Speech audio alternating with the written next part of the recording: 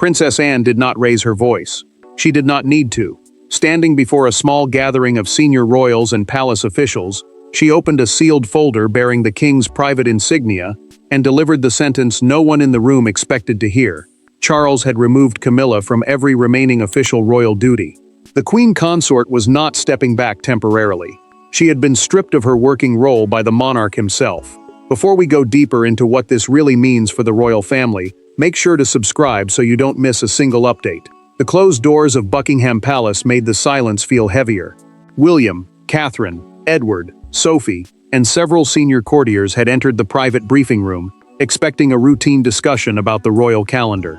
That calendar was the official schedule of ceremonies, visits, and public engagements carried out by working members of the family.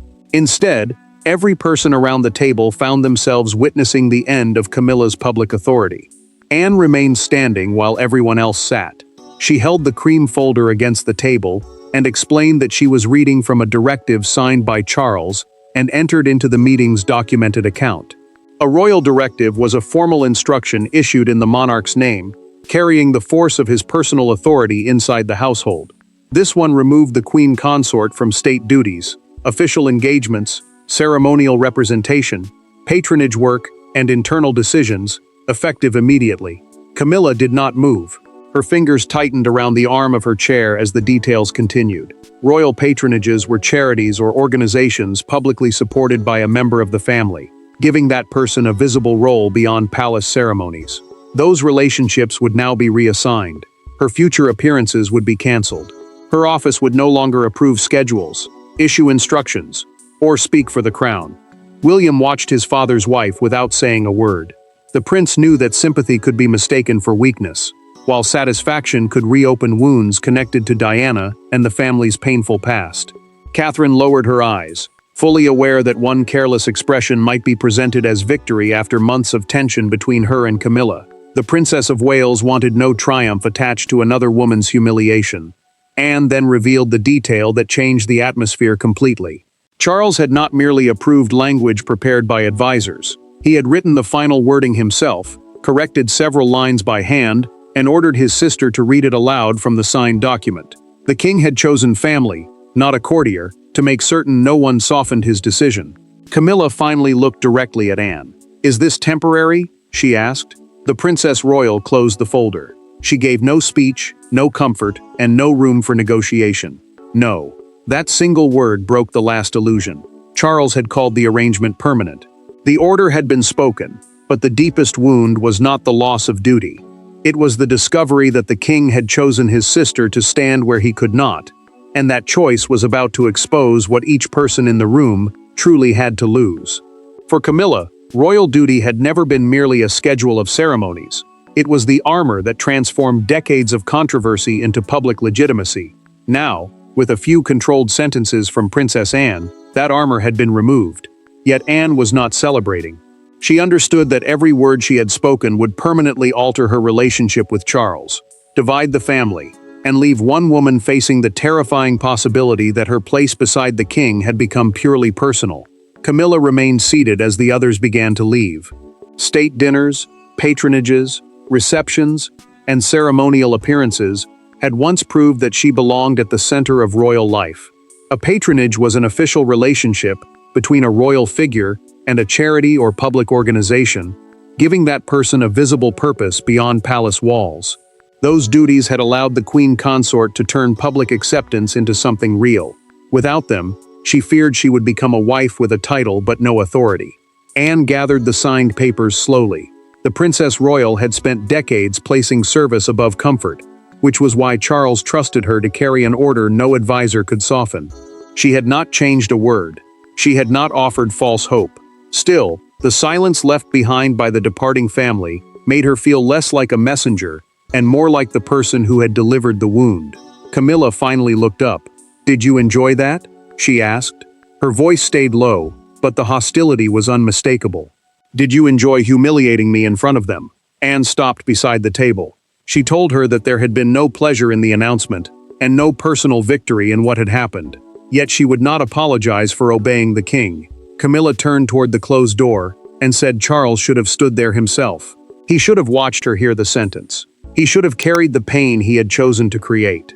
William heard those words from the corridor before walking away. The prince feared the decision would reopen every unresolved wound surrounding Diana, his father's marriage, and Camilla's difficult place within the family. He knew old resentment could quickly become a test of loyalty, forcing relatives to choose sides when the monarchy could least afford another fracture. Catherine soon discovered that several future engagements had already been reassigned to Sophie and Anne. The trusted confidant would take over charitable visits, while the Princess Royal would assume key ceremonial duties. An official engagement was a public event performed on behalf of the crown, and shifting so many at once proved the decision had been prepared long before the meeting. Edward then approached William quietly. The Duke of Edinburgh revealed through a private conversation that Charles had held 3 closed consultations before signing the directive. Only Anne knew who had attended, what records had been examined, and what evidence had changed the king's mind. The announcement had felt sudden. It was not. Behind the sealed calendars and reassigned duties lay one confrontation the palace had tried to bury, a moment after which Charles no longer believed Camilla could safely represent the crown. The decision did not begin with a constitutional argument or a public scandal. It began behind closed doors after a Windsor castle reception, when Camilla confronted Catherine over a ceremonial role assigned to the Princess of Wales. What started as a dispute over precedence became a direct challenge to Charles' authority. By the time the room fell silent, one sentence had been spoken that the king could neither forget nor forgive, and Princess Anne had witnessed enough to know the monarchy had crossed a point of no return. Tension had been building for months.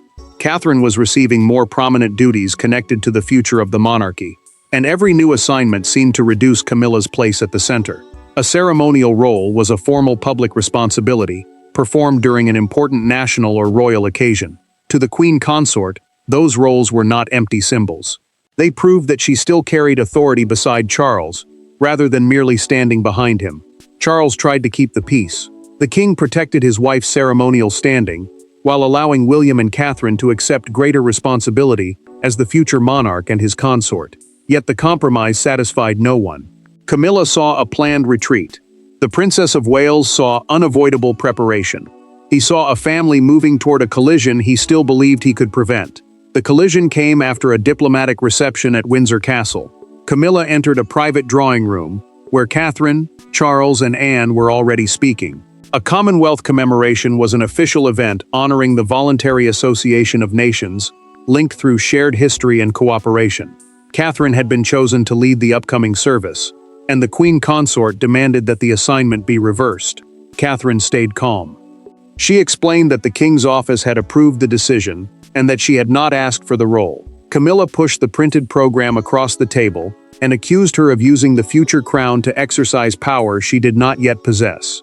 The princess did not answer with anger, but her silence only sharpened the accusation. Charles ordered the argument to stop. Camilla turned toward him, and said he had allowed William's household to weaken her position. The monarch's expression changed at once. She was no longer challenging Catherine. She was questioning his judgment, his control, and his willingness to defend his own wife.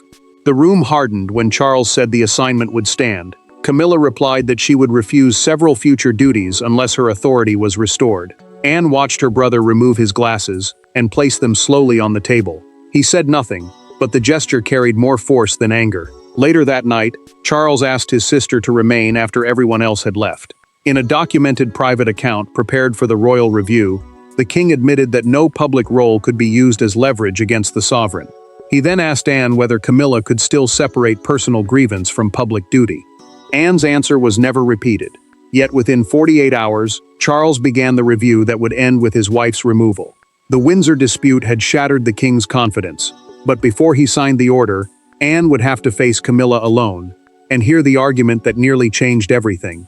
There were no aides in the room, no secretaries taking notes, and no courtiers waiting to soften the words afterward. Camilla had requested 10 private minutes with Princess Anne, believing the king's sister could still stop the review. Instead, the conversation became a brutal reckoning over loyalty, sacrifice, and power. One woman argued that she had earned her place through years of endurance. The other insisted that no amount of suffering entitled anyone to place personal authority above the crown. Camilla waited inside a private sitting room at Clarence House, certain that Anne had become the decisive voice shaping Charles's judgment. The Princess Royal was the title traditionally given to the monarch's eldest daughter, and it carried no automatic control over royal decisions. Yet Anne's influence came from something stronger than rank. The king trusted her because she rarely softened the truth, even when the truth threatened the family itself. Anne entered alone. She had refused advisors because she wanted no disputed account of what followed. Camilla could appeal to their long history, to Charles' emotional dependence, and to the danger of another public rupture. Still, the king's sister understood that sympathy could not be allowed to blur the line between marriage and monarchy. Camilla remained beside the fireplace and asked for a temporary reduction of duties rather than permanent removal. Anne refused the offered chair and stayed near the door. A reduction of duties meant fewer official appearances while preserving a working royal role. Permanent removal meant losing the authority to represent the crown at all. By refusing to sit, the princess made one thing clear: this was not a negotiation. Camilla's control finally cracked. She said she had endured public hatred, family suspicion, and years of humiliation to stand beside Charles. Her voice shook as she argued that official duty had become the only proof that those sacrifices meant something. Take away the work, she said, and the palace would reduce her entire struggle to a private relationship with no public value. Anne listened, but she did not retreat. She told Camilla that devotion to Charles and service to the monarchy were not the same. The Queen Consort had every right to feel wounded, but threatening to abandon engagements during the Windsor confrontation had transformed private pain into institutional pressure. Camilla then accused Anne of wanting her gone from the beginning. The charge finally broke the Princess Royal's restraint. She stepped closer and revealed, through the private conversation later summarized in Charles' review notes, that she had once urged the king to protect Camilla's duties. She withdrew that support only after the Commonwealth dispute proved that royal work had become a weapon in a personal struggle. Anne moved toward the door but stopped before leaving. Charles had asked only one question: would Camilla accept that the sovereign's decision was final? The sovereign was the reigning monarch, the person whose authority stood above every royal household. Camilla said nothing.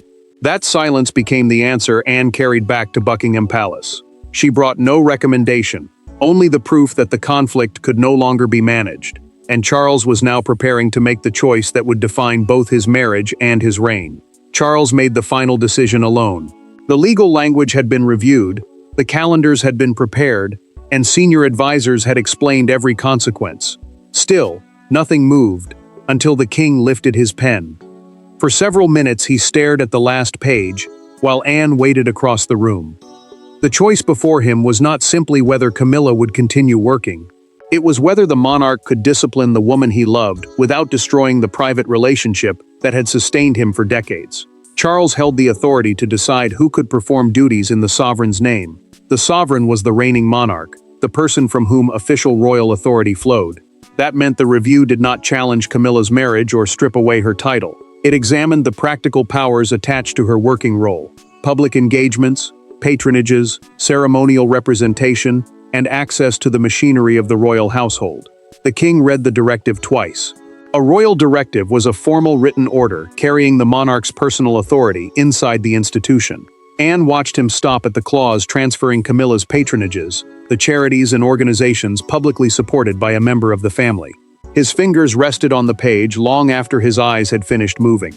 He understood that each reassignment would erase another part of the life she had built beside him. Charles finally admitted what the document meant to him.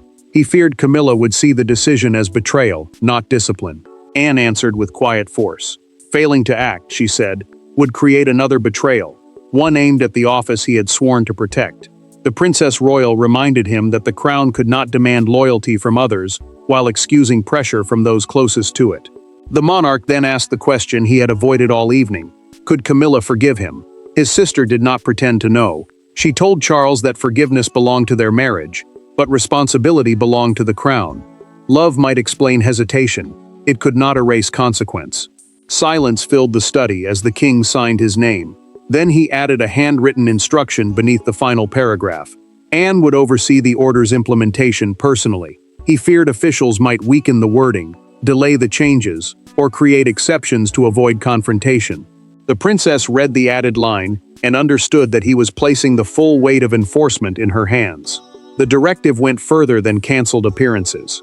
Camilla's private office could no longer issue independent instructions concerning engagements, guest lists, patronages, or ceremonial precedents. Ceremonial precedents meant the formal order in which royals were placed or presented during official events. Her authority was not being reduced around the edges. Its entire administrative foundation was being dismantled. Charles placed the pen down, but the decision had already begun moving beyond the room. Sealed envelopes left for the senior households within hours. Calendars changed. Staff received new chains of command. The ink had barely dried when doors began closing. Names disappeared from schedules, and the reality of the king's decision arrived at Clarence House one removal at a time. By the following morning, the palace machinery had already changed direction. Engagement files were redirected. Patronage briefings vanished from Camilla's desk. Her place at an upcoming state reception was removed before breakfast. There was no dramatic public dismissal, only the colder cruelty of an institution continuing without her. When a senior secretary entered Clarence House carrying 3 cancellation folders, Camilla understood that Charles had not issued a warning. He had built a new working monarchy in which she no longer had a function. Anne moved quickly, because delay would create confusion, resistance, and quiet attempts to preserve Camilla's influence. The Princess Royal reassigned several charitable visits to Sophie, handed 2 major national appearances to Catherine, and accepted urgent ceremonial responsibilities herself. Ceremonial duties were formal roles performed at state or royal occasions, where every position carried visible meaning. Each transfer showed that the institution was not pausing. It was replacing the Queen Consort in real time. Palace officials received one clear instruction: treat the transition as an operational change, not a family argument. An operational change meant schedules, staff authority, and official responsibilities had to be altered immediately.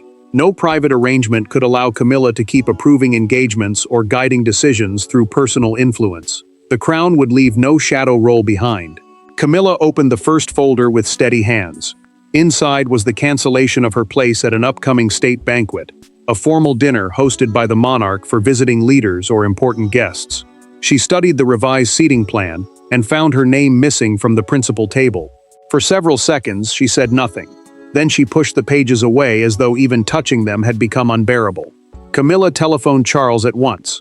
A member of his office answered and explained that the king was unavailable. She knew the message was deliberate. The cancelled dinner wounded her pride, but his refusal to speak cut much deeper. He was allowing the royal decision to stand between them, and for the first time, the distance felt personal. Her senior secretary asked whether the office should challenge the transfer of the patronages.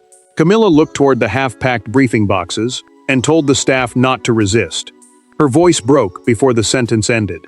She had fought for years to make those duties mean something, yet now she was ordering the people around her to surrender them without protest. Anne arrived later to collect the insignia and briefing materials linked to the former ceremonial role. Royal insignia were official badges or symbols connected to a position and its authority. She requested no private jewelry and touched none of Camilla's personal belongings. The precision mattered. This was removal, not revenge. Before leaving, Anne disclosed through their private exchange that Charles had moved his evening meetings away from Clarence House. The Queen Consort understood at once. The crisis had entered the marriage. The crown had already moved on, but behind a closed door, husband and wife still had to confront what the king's decision had cost them personally. For the first time since the crisis began, there were no documents on the table. No royal advisors waited outside, and Princess Anne was not present to translate duty into commands. Charles and Camilla faced each other simply as husband and wife. She had lost her official role. He had risked the relationship he once fought the entire establishment to preserve. What followed was not another argument over precedence, but a painful admission that love had survived where trust in public duty had not. Charles had chosen Highgrove because the familiar setting carried none of Buckingham Palace's ceremonial pressure and none of Clarence House's administrative pain. Highgrove was his private country home, a place linked more closely to family life than to official power. He entered without staff, briefing papers, or legal advisors. The king had not come to reopen the decision. He had come to explain what remained after it. Camilla watched him sit opposite her.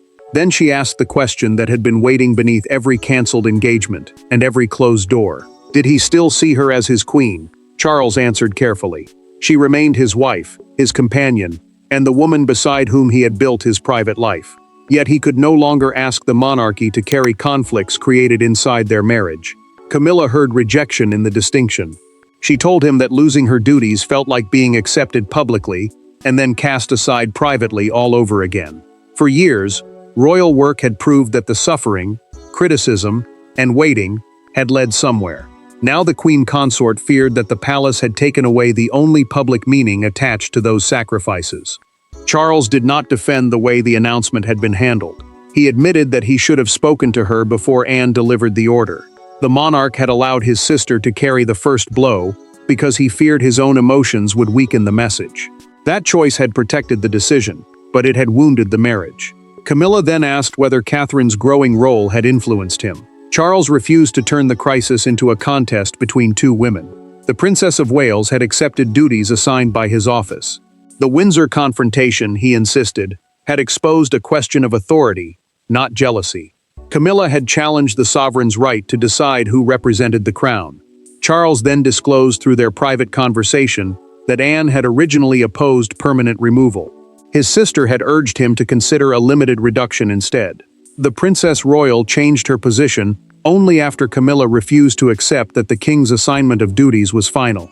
Silence stretched between them. At last, Camilla said she would not challenge the order publicly or privately.